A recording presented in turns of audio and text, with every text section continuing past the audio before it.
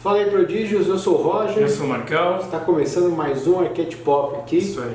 E no Arquete Pop a gente sempre fala sobre os 12 arquétipos de Jung e alguns outros também, falando sobre o comportamento, a psique humana e como você pode usar esses conhecimentos nos seus personagens e transformar eles em personagens muito mais atrativos e empáticos para todos os seus leitores e espectadores aí. Boa.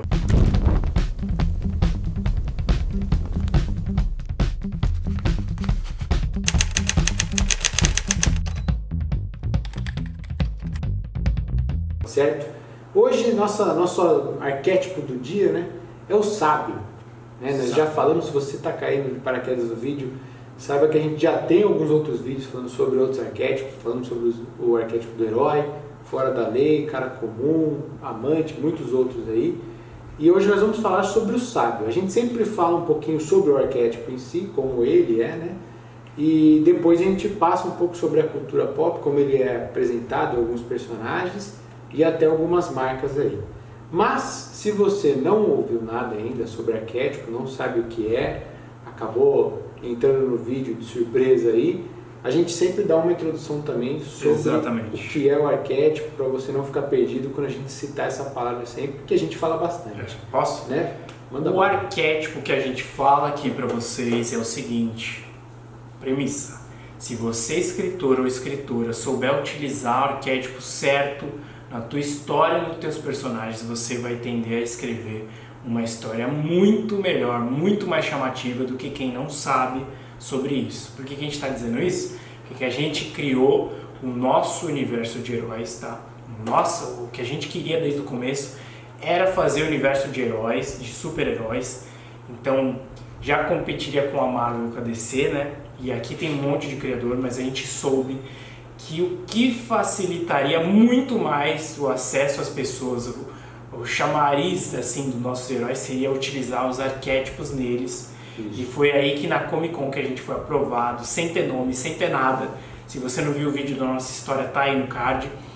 Mas a gente chegou lá com um arquétipo nos personagens e aí a galera surtou, pirou, porque parece sim um personagem da gringa. Simples pelo puro fato de utilizar arquétipo. Então vamos lá. Carl Jung, que é um discípulo de Freud, psicanalista, se eu não estou enganado, ele criou esse conceito, falou sobre esse conceito de arquétipos, que é um modelo mental que a gente tem no nosso inconsciente coletivo, ou seja, o ser humano, não importa o credo, a raça, a sexualidade, o gênero, a classe social, não importa. Todo ser humano tem na psique humana, inconsciente coletivo, ou seja, a massa inteira de modelos pré-formatados quando a gente vai criando a nossa personalidade desde os nossos ancestrais. Exemplo básico, o arquétipo da criança, que é alguém indefeso, que é alguém estruturalmente, fisicamente menor do que um adulto, que tem um olho maior, que tem uma cabeça maior que o corpo, que é curioso, que faz perguntas. Isso não importa a raça, não importa. A criança, ela se comporta assim.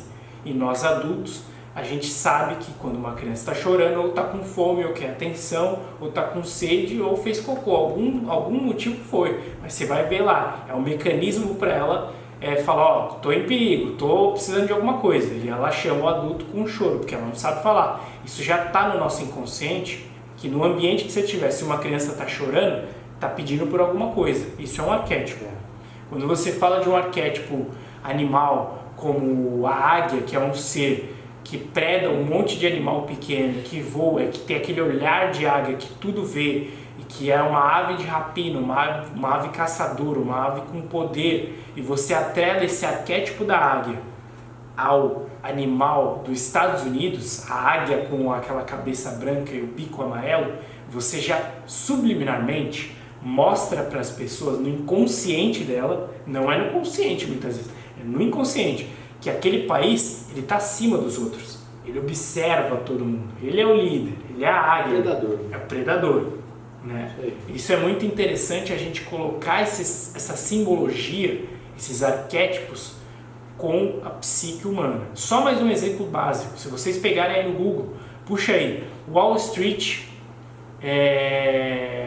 coloca búfalo, vocês vão ver a estátua do búfalo na frente do Wall Street, da rua Wall Street, que é uma rua dos negócios, é a rua do poder, a rua da ganância, do ficar milionário, bilionário. E o touro, um animal forte, musculoso, parrudo, ele representa esse ganho de poder, esse ganho de poderio. O chifre fálico no touro representa muito a virilidade do animal, que está atrelada a você ganhar o dinheiro. Por isso que aquela estátua está muito bem ali. Ela representa a sinalética daquele ambiente. Agora vamos supor que você coloque lá uma formiga grandona. O que a formiga é? Ela anda em bando, ela é trabalhadora, mas anda em bando. Uma operária. Ela não tem uma atribuição com aquele arquétipo da ganância, do poder. O touro, no nosso inconsciente, as características do touro são subliminares para o ganho de dinheiro, assim, né? Ganho de recursos em si. Então tem muito isso. Se vocês pegarem, eu não acompanho muito, mas se vocês estudarem sobre signos, vocês vão ver que cada elemento dos signos, não elemento, mas cada signo tem uma atribuição diferente à personalidade humana. Vocês vão ver que os arquétipos já estão muito lá, né? O lance do touro, que eu acho que é recurso, e também tem a ver com Wall Street. Aí você tem o escorpião, que tem um veneno, o animal, o escorpião tem veneno, né? Ele pica, ele tem. E aí dizem que o escorpião também é meio venenoso, meio malicioso, tal, não lembro muito bem, mas eu lembro que é mais ou menos assim. Então vocês vão atribuir no arquétipo com um conceito. E isso indifere a tua classe, tá? Aqui na China, no Japão, não importa o país, já vai estar atrelado a esses conceitos, tá? Então você saber utilizar o arquétipo certo para o teu personagem tende a construir uma história muito melhor, tá? Sim, isso aí. Então, depois dessa iniciada aí que o Marcão deu sobre arquétipos, acho que agora já fica mais tranquilo para você entender, porque a gente vai falar sobre um tipo específico. A gente vai falar de um dos 12 comportamentos humanos, perfis humanos aí, que foi definido pelo Jung, como o Marcão falou. E hoje a gente vai falar sobre o sábio, né? A própria palavra sábio já dá a entender sobre o que esse arquétipo preza, né? O saber. Então, assim, a gente até falou lá nos outros arquétipos, principalmente quando a gente falou do mago, existe uma semelhança com esse aqui, tá? Então, assim, a gente vai tentar dar uma explicada para poder separar bem os dois, mas não se espante se você vê muito das características do mago também presentes no sábio, porque eles têm essa questão do conhecimento, né? Os dois têm muito forte essa questão do conhecimento. A questão é como cada um interpreta e age com esse conhecimento que vai fazer a diferença. Beleza? Então, ó, como sempre, todo arquétipo tem um lema, algo que rege, uma frase única que vai reger o pensamento dele, resumir como ele interpreta as situações e informações da vida. E o lema do sábio é: a verdade libertará você. A verdade te libertará. Então, já está bem claro que é o arquétipo da pessoa que procura conhecimento real, não só o conhecimento ficcional. É uma pessoa que quer saber a verdade por trás das coisas e como as coisas funcionam, né? Então, também são conhecidos como eruditos, detetives, oráculos, analistas, conselheiros, filósofos, mentores, professores, pensadores, profissionais e planejadores e contemplativos. Então, são pessoas, você vê que tem um perfil mental muito claro, né? Pessoas de reflexão, de análise, de investigação, são pessoas que querem descobrir, né? Então, quando o arquétipo do sábio está muito forte em você, você quer descobrir algo, você está querendo saber como aquilo funciona, você não descansa até você saber a verdade por trás de certo assunto ou por trás de certo comentário que fizeram. Então, quando o arquétipo do sábio está muito forte, muito ativo em você, você vai atrás dessa busca pela verdade aí absoluta, né? Aquilo que vai te deixar sem mais nenhuma dúvida. Basicamente, o sábio em si, como o Roger falou, o arquétipo do conhecimento, o arquétipo do intelecto em si, ele não necessariamente só tem coisas boas. É bom a gente entender que dentre essas 12 casas, né, os 12 aspectos humanos que o Carl Jung desvendou, ele tem o lado sombra e tem o lado luz, digamos assim. Então você tem todo atrelado o lance do arquétipo do sábio, o intelecto, o conhecimento em si, oculto ou não, mas você tem o lado sombra que pode ser a soberba, né? A ganância, né? Aquela arrogância de querer ser maior. Isso é interessante para a gente trabalhar nos nossos personagens também. Sim, e é até legal porque muita gente às vezes confunde, e vilão também é trabalhado com arquétipo. Sim, tá? com certeza. Então assim, você colocar, como o Marcão falou, uma excelente colocação aí, você falar sobre o arquétipo sombra, geralmente é onde você entra com o seu vilão. Se você tem um vilão com arquétipo sábio, você quer jogar o sombra nele, qual que é o desejo? Isso não muda, luz ou não, isso não muda. O que é o desejo? É buscar a verdade. A única, exclusiva verdade e conhecimento. Sim. Se você vai criar um vilão, às vezes é aquele cara que faz tudo pelo conhecimento. Né? Sim. Ele infringe regras, direitos humanos, Sim. e por aí vai, pelo conhecimento. Assim como a gente tem, e aí claro, a gente entra nessa situação, quando se fala de franquias que tem essa temática de personagens que buscam conhecimento, às vezes é um cara que tem os poderes a partir de um livro, ou Sim, coisa assim, sim. geralmente acaba tendo algum vilão ou outro que quer descobrir os poderes negros, né? Então, Sim. por exemplo, a Sim. gente tem em Star Wars a figura do Palpatine sim, lá, que legal. é o imperador, e ele vai pro lado negro porque ele quer conhecer os poderes da força. Ele tem esse arquétipo Tem do arquétipo. sábio, né? Ele quer os poderes da força, e para conhecer todos os poderes da força, você tem que se aventurar em um lado que não é bom. E aí ele entra nesse lado sombra, como o Marcão falou aí. Legal. Certo? Então, o dom dessas pessoas é a sabedoria, é a inteligência, né? Como a gente falou, são pessoas que querem conhecimento. E aí a armadilha, né? Quando a gente fala armadilha de arquétipo, quer dizer o ponto que pode preocupar as pessoas que vivem nisso e os personagens que você criar em cima desse arquétipo. É que são pessoas que, por querer passar muito tempo adquirindo conhecimento, buscando a verdade, tentando entender as coisas, elas podem perder o tempo de agir. Né? Então são pessoas que passam mais tempo estudando do que agindo. Sim. Às vezes, numa história, isso pode ser um ponto interessante para se trabalhar, né? Um personagem que sabe muito e age pouco. E também, vamos para a prática também, eu acho que é legal para a galera. Você tem a jornada do herói. A gente não chegou a fazer ainda, mas vai ter. No momento vai ter. Na jornada do herói, você tem os passos mais ou menos para o teu herói, teu protagonista, percorrer a história. Tá? Então vamos lá. Se você pegar Harry Potter, ela é toda pautada nisso aí. Eu acho que Star Wars também, se eu não estou enganado.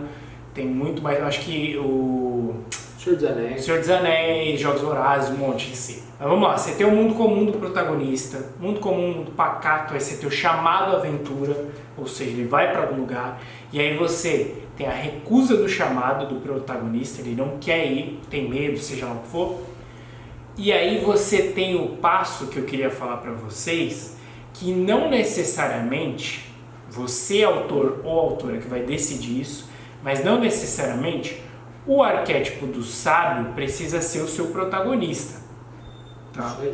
E aí que tem um passo da jornada do herói que é muito atrelado ao encontro com esse arquétipo do sábio, que é o encontro com o mentor. Nos Jogos Vorazes, você tem a Katniss, se eu não estou enganado o nome, que ela tem que obrigatoriamente ir para a guerra lá dos jovens, porque a irmã dela é chamada e ela recusa o chamado, não deixando a irmã ir. Recusa o chamado. Então ela vai no lugar da irmã. Quando ela encontra com um mentor, que eu não lembro o nome, mas é um cara que tem um cabelinho meio Chanel assim, ele vai passar as dicas para ela e para o carinha do distrito, como eles devem se portar lá na guerra para sobreviver. Esse é o encontro com o mentor. Quando você tem o Harry Potter, ele encontra com o Hagrid para ir para... O Hagrid vai atrás do Harry para levar ele à força, tirar dos tios até Hogwarts.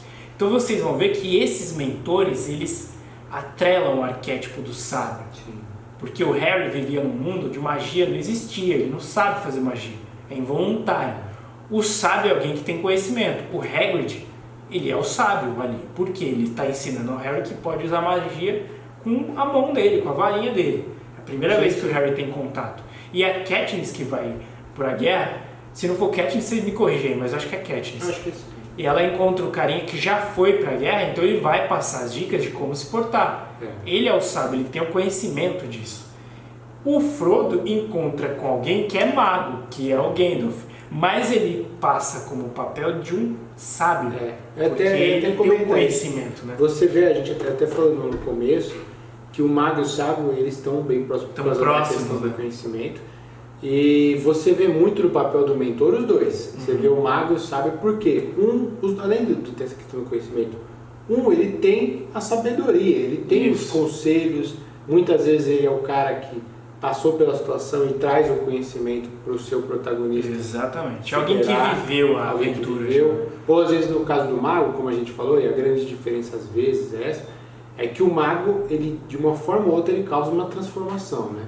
Por isso, até uma coisa que eu lembro, a gente comentou, o Marcão citou até lá no vídeo do mago, que era, o mago às vezes ele faz você passar por uma transformação que você não entende de onde veio aquela ideia, que por isso é chamado de magia, né? Porque ela é muito espontânea. Sim. O sábio não é tão espontâneo, ele é muito mais calculista, né? Ele faz a coisa acontecer e ele sabe das coisas. Então eu estava até vendo um estudo que fizeram, e eu acho bacana trazer, porque aí a galera pode entender um pouco a relação. Olha como os caras colocaram. E aí você pode estudar, pode ser que alguém estude e veja que é diferente e tal, mas eu achei interessante o que fizeram. No Matrix, eles colocam a figura do Morfeu como um mago e a figura do Oráculo como o sábio. Sim. Então ele tem dois mentores, Sim. um sábio e um mago. Por que o Morfeu? E aí eu até fiquei falando, bom, mas o Morfeu poderia ser um sábio. E ele poderia, porque ele tem a questão do conhecimento também. Mas o Morfeu, ele começa já falando que ele não sabe tudo, né? E que ele vai em busca da verdade. Quem sabe das coisas, quem tem as verdades é o oráculo, que é o sábio. E é o sábio que vai dar as palavras de mentoria para o Neo, para ele entender o que ele tem que fazer, né? E o Morfeu vai ser uma figura mais... como se tivesse um professor e um mentor, né? Então você vê bem essa diferença, porque o sábio ele está muito atrelado com dar o conselho exato, que é preciso, né? Então você vê essa relação. E a questão do sábio, aí sim, você vai ter o padrão de imaginar ele sempre da mesma maneira, como alguém que não é visto pelos atributos físicos, não vai ser uma pessoa numa história que vai ter um combate ou algo do tipo, e mais mental, o mago da mesma forma. Então você tem esses padrões, mas que eles podem ser quebrados. Como a gente falou, tem muito mentor que é mentor de forma física também, né? Como a gente vê em Karate Kid, coisa. Às vezes o sábio, ele aparece também como sabe lutar, instrutor de luta, qualquer conhecimento ele varia, né? É só o arquétipo, a essência que vai ser. Agora vamos lá, legal isso que você falou, que não necessariamente, isso é uma coisa curiosa, interessante pra gente perceber. Como o sábio ele usa a mente, geralmente ele não vai ser combativo, né? Ele não vai lutar, geralmente. Se você pegar Karate Kid, o gênero já está falando que é um filme de luta. O sábio é sábio de luta. O sábio de luta. Mas, olha que legal, vou dar só um exemplo aqui. O lance da jornada do herói, o encontro com o mentor, ele já vem logo no comecinho, né, para você fazer a aventura. Olha como você, entendendo a fórmula, você pode mudar a ordem dela. Rei Leão, o encontro com o mentor é quase no final. Que é o encontro com o Rafiki, o macaco, que vai mostrar para o Simba, pelo reflexo da água, que o pai dele vive nele. Para retomar o rei que ele é e voltar para a terra dele, enfrentar o medo de ser descoberto e depois enfrentar o tio. Então você muda a estrutura, né? O encontro com o mentor não veio no começo, mas veio lá no fim. Isso é só uma coisa para ficar ligado. A segunda é o seguinte. Eu não sei se eu tenho outros exemplos, mas eu vou dar um exemplo clássico assim da Marvel. A Marvel Comics, né, a editora de super-heróis, tem um personagem que é o sábio, que não precisa ser necessariamente combativo, como a gente falou, ele vai usar mais a capacidade mental. E o que você faz para um chamariz nesse mundo de heróis, que eles precisam ter uma característica visual muito marcante, que é uma necessidade desse tipo de gênero super-herói, desse público, o público pede isso, que seja muito marcante o visual do personagem, o arquétipo esteja atrelado ao visual. O Charles Xavier, ele é um líder ali para os X-Men, é o professor Xavier, né? Como ele não é combativo, você tira o corpo dele. Como? Ele é paraplégico, então ele não usa as pernas, ele usa a mente, o poder dele vem da mente. E quem que pegou essa característica bem sutil, colocou na obra dele? R. Martin, Game of Thrones, porque o sábio lá, que na minha opinião, como escritor, né, ele não foi bem construído, que é o Corvo de 3 Olhos lá, que é o que perde as pernas logo no primeiro no primeiro episódio que ele perde, não é não? É jogado. Ele já perde no primeiro episódio. Por quê? Porque ele vai mostrar o personagem se transformando num sábio que tudo vê, o Corvo de 3 Olhos. Mas ele não é tão bem estruturado, fica com uma impressão de que você não sabe realmente o que ele quer, o que ele pode fazer. Ficou um erro ali, talvez por conta de não ter escrito os outros livros, eu bato nessa tecla. Mas ele copiou sutilmente a característica do Charles Xavier. Você usa mais o intelecto e tira o corpo, bota na cadeira de roda. Isso que é o legal. Porque tem até o lance da primeira cadeira de roda que foi construída lá, né? Se eu não estou enganado, acho que foi, né? Que ele ficou paraplégico. Então, essa sutileza de você tirar o corpo e focar só na mente é muito interessante. Vou dar um exemplo da nossa vida real aqui. Um cara que foi considerado o mais inteligente do mundo não tinha o corpo habilitado para utilizá-lo. Ele só tinha a mente. E até a cadeira falava por ele. Stephen Hawking. Tá? Eu não lembro se o Charles Xavier, eu acho que o Stephen Hawking foi antes, ficou com a meningite dele antes do Xavier foi criado, né? Então provavelmente o Xavier foi até inspirado no Stephen Hawking. Talvez, né? Stan Lee talvez possa ter criado em cima disso. Mas olha que interessante esses arquétipos de você usa mais o intelecto e o teu corpo tem que ser desabilitado para você trabalhar com todo o arquétipo da tua cabeça, né? Eu acho que aí também juntam duas coisas, né? Tipo, a gente tem na nossa sociedade, na nossa cultura, que o herói ele é o físico, né? O herói é o que vai lutar, combater. Então, como é que eu justifico botar o meu herói não lutando, mas ainda assim sendo incrível, né? Sendo fantástico, como foi o caso do professor Xavier. Eu dou esse arquétipo do sábio para ele ter a mente como seu maior poder. Assim como você vai ver, o arquétipo, por isso que eu falei da proximidade, o arquétipo do mago também tem um pouco disso. Quando eu falo o arquétipo do mago, né, até pela questão dele também buscar conhecimento e tal, você não imagina tanto que ele seja combativo corpo a corpo. Sim. E o que eles fazem? Põe magia, né? Põe poderes e tal. Então, você dificilmente vê um personagem no ramo, né, de heróis, nesse gênero, com o arquétipo do mago ou sábio, que ele é musculosão, ele é fortão e tal. Em geral ele está usando algum poder, né, que ou vem da mente, em geral vem da mente, mas ou de forma mais mágica ou de forma mais psíquica, né? Então realmente você interpreta como o arquétipo ele fica melhor no gênero. Com certeza. Né? Não que você não possa usar, porque assim, claro, o poder ele é livre. Você, assim como a gente tem a Jean Grey usando telepatia, mas ela não tem o sábio como arquétipo. Então você tem uma liberdade maior para jogar ela com outros poderes, outra mecânica.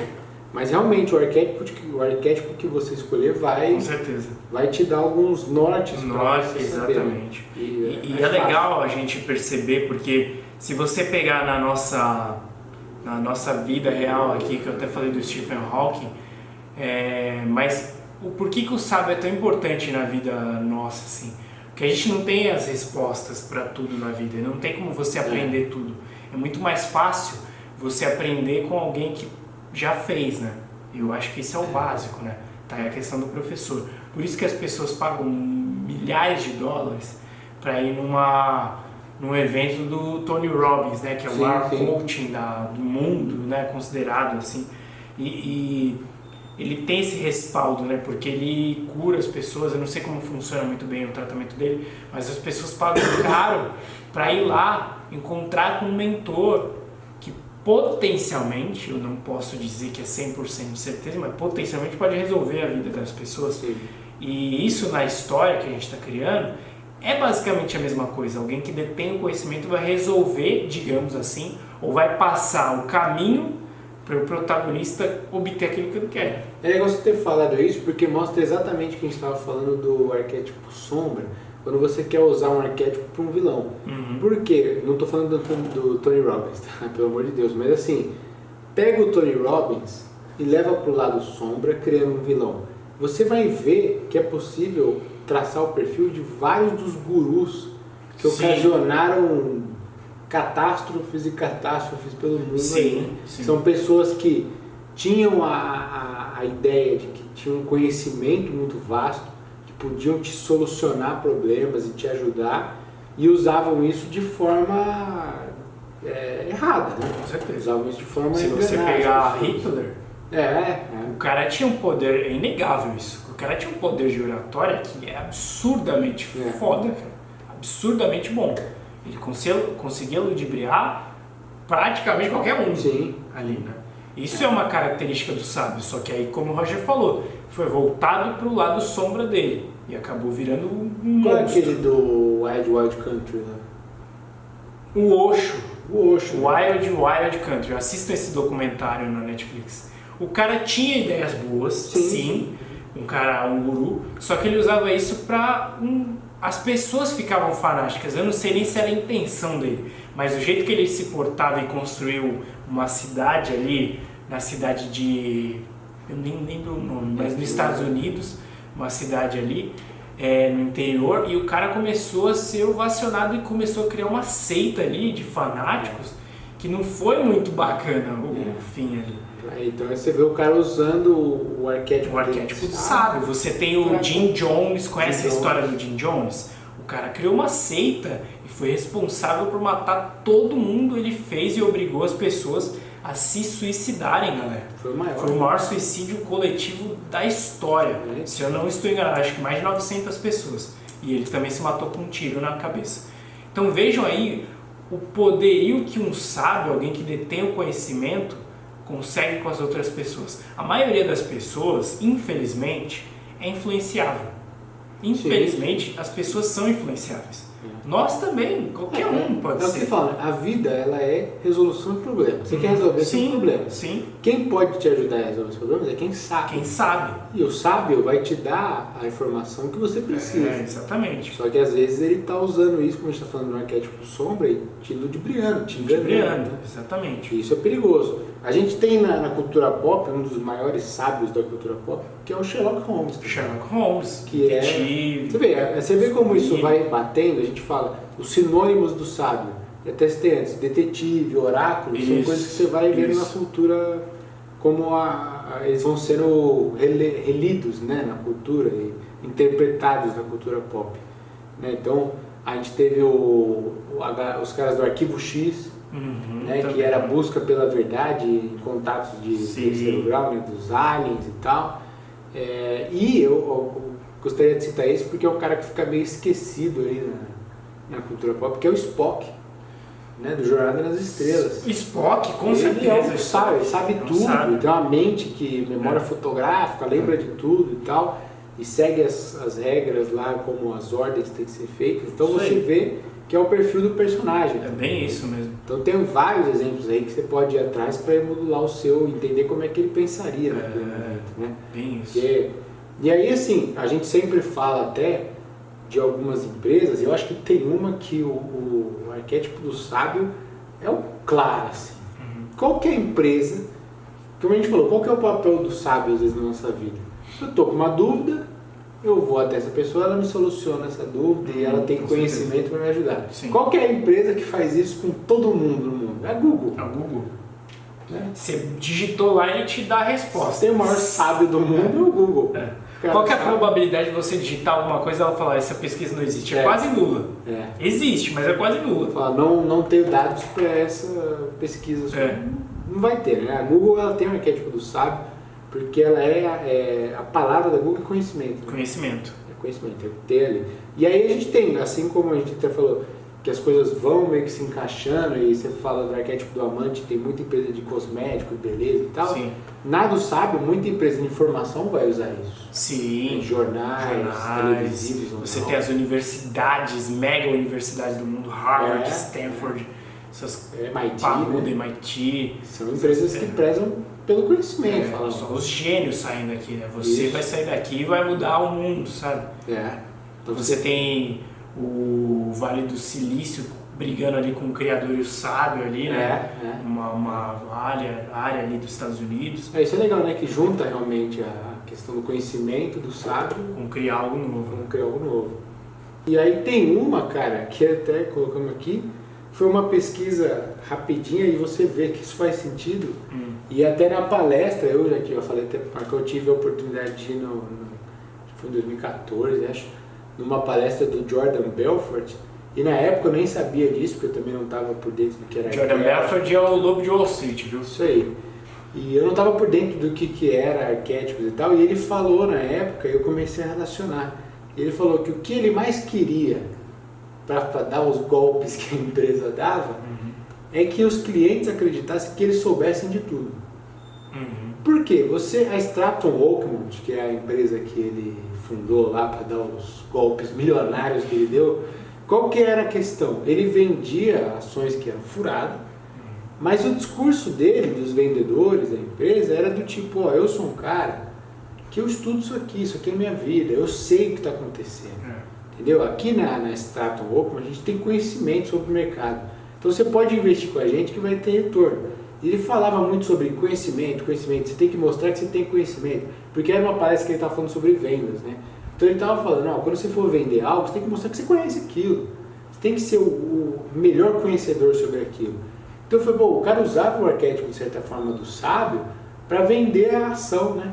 Tipo, ó, exatamente. Eu sou um cara que eu conheço o mercado financeiro na palma da minha mão, eu sei o que vai subir, o que vai descer, investe aqui que vai dar certo. Exato. E enganava os caras, né? Arquétipo sombra total do arquétipo. Total. Ludibriando todo mundo. Isso é interessante Então, pra caramba. você vê, né? Ele pode ser usado de diversas Vocês veem as diversas maneiras de usar o sábio, né? Desde estelionatários, como filmes como Prenda-me se for capaz, também é do mesmo... De cabo. Prenda-me Tá se for virando de pouco em pouco, ele tá virando um... Você tem o Vips com Wagner Moura, que também é um estelionatário com o arquétipo do sábio, um filme nacional. Você tem desde super-heróis como o Professor Xavier, ou Idade Média como o Corvo de Três Olhos. E aí você vai remetendo, dependendo do teu gênero, da tua história, você atrela ao personagem que você quer. Né? Mas é deter o conhecimento, sempre. No seu universo, para quem que os personagens vão quando eles estão em dúvida, né? Eles querem entendimento. Esse é o sábio. Não necessariamente é alguém que detém uma estrutura física potente como um herói, mas pode ser que você inove disso de alguma maneira. Sim. Você possa combinar arquétipos, vai depender do teu gênero. E aí eu queria dar uma palhinha leve, que depois eu quero fazer um vídeo mais longo sobre isso, que é o lance para vocês entenderem, caso vocês sejam quadrinistas ou vocês queiram ter uma representação mais gráfica do visual do personagem, é que tem um conceito muito legal chamado fisiognomonia, tá? Que é o estudo dos rostos, né? De como vocês colocam o visual e vocês podem... É assim, esse estudo ele já é muito ancião, né? Já vem, acho que do Egito Antigo, se eu não estou enganado, em que você sabia mais ou menos as características da personalidade da pessoa pelo rosto dela. Olha que louco isso. Então, basicamente é o seguinte, o rosto, geralmente quem tem mais testão, ele dá aquele ar de que é mais inteligente. Cerebral. Não necessariamente quer dizer que isso é sempre, tem exceções à regra. Mas na animação isso é muito forte. Exemplo, Megamente. A mente do cara é gigante, porque é o cara que pensa em tudo. Os Incríveis, o Síndrome, os Incríveis 1, o vilão, ele tem um cabelão meio capacete assim, um penteado para cima, uma mente grande. Jimmy Neutron, um menino gênio, cabeção com um capacete, um cabelo que também vai para cima, porque a mente fica cada vez maior. Então percebam isso, que interessante. Essas estruturas visuais de personagens assim. Professor Xavier, a jogada master da Marvel para fazer uma mente grandona, uma mente que não acaba. Ela não tem cabelo, ela não tem limite da mente. Ela vai até a nuca.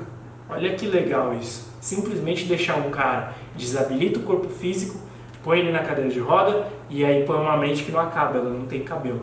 É um visual muito forte. Então percebam aí sobre esses estudos, depois eu quero fazer uma coisa mais trabalhada para vocês entenderem, para quem está criando visual de personagem e para vocês entenderem como que vocês vinculam na cara do espectador, sem ele saber, que ele vai captar pelo inconsciente, Sim. Não, como o personagem é. Isso é legal porque esse tipo de visual ele entra em todos os arquétipos. Todos, Por exemplo, é difícil você imaginar um cara do arquétipo do herói sem um maxilar Seu maxilar grandão, queixão, cavadão e tal, né? Então você vê que realmente existe um padrão. Claro que a gente sempre fala, seguir ou não é uma escolha sua, mas que quanto mais aquilo for fácil de entender, né, do seu leitor ou espectador, melhor, mais rápida vai ser a associação com o arquétipo. Exatamente. Né? Se você faz um professor Xavier cabeludão, tudo bem, pode ser que dê certo? Pode, mas não vai ser tão imediata Sim. a aproximação de que é um sábio, né? De que é alguém que tem um poder mental muito forte. Né? E aí o McAvoy que demorou para raspar a cabeça. Demorou. Ficar com o cabelão lá. É. Mas é bem legal essa questão. Se vocês pegarem outro filme que eu adoro, cara, o da série do Shyamalan lá, Corpo fechado. O Fragmentado e o Glass. O personagem que trabalha com a mente é careca, que é o McAvoy. O personagem que trabalha com a mente é o careca, que tem um distúrbio de personalidades. Ele trabalha com o nível de um distúrbio na mente. Sim. Ele é careca também. Olha que doido isso. É bem interessante a gente começar a perceber principalmente nos quadrinhos, que a gente fala, né, nos quadrinhos super-heróis as coisas são muito mais visuais, né? Sim. São mais fáceis de se representar. Tem que ser na cara. É na cara. Então assim, você vai ver muito dos personagens mentais sendo careca, sendo cabeçudo. Sim. Vai ver muito, por exemplo, os personagens, vamos dizer assim, mentalmente malignos lá, eles têm a questão, por exemplo, você não pega Lex Luthor, careca, o Brainiac, Darkseid, Thanos, esses caras são carecas porque eles são mentes mirabolantes. É verdade. Então, aí tem aquele tribunal lá que são careca também, né? Aí Sinestro na Marvel, careca. Então você vai pegando realmente que existe um padrão visual. E é legal pra você que não tá no ramo. O Sinestro ele tem cabelo, mas ele é o cabeção, né? É verdade. Então, tipo assim, você que não tá fazendo super-herói, é legal mesmo assim ver esses personagens, porque por mais que seja escrachadão, muito claro, muito visual nos super-heróis, se você tá fazendo algo mais pé no chão, você começa a reduzir, mas você sabe de onde vem, né? Sim. A referência, né? A mente brilhante, por mais que tenha um corpo gigantesco, faz um cabelo no Rei do Crime. É verdade. Difícil? Difícil. Por mais que você tenha que botar ele fortão, como é que você compensa a mente brilhante? Raspa a cabeça dele. Né? Então realmente tem esse ponto aí do visual, né? Algumas coisas já são mais automáticas. Mas acho que deu para passar aí por cima do arquétipo do sábio. Espero que tenha ajudado aí a entender como ele funciona, como é que você pode trabalhar melhor na sua história se você está fazendo algum personagem com essa mecânica, essa ideia, né? Se você não é inscrito no canal, se inscreva, ativa o sininho para receber as nossas notificações, os vídeos novos que a gente for lançando. Se não deu um like no joinha, dá um like aí, compartilha com os amigos, né, que você acha que pode se interessar no assunto. E comenta aí o projeto que você está fazendo, como é que, se você já tem algum personagem mago, se você tem algum... Mago não, né, sábio. Se você tem algum preferido, beleza? Então é isso aí. Muito obrigado aí a todo mundo que assistiu e até a próxima. Falou, galera. Até a próxima.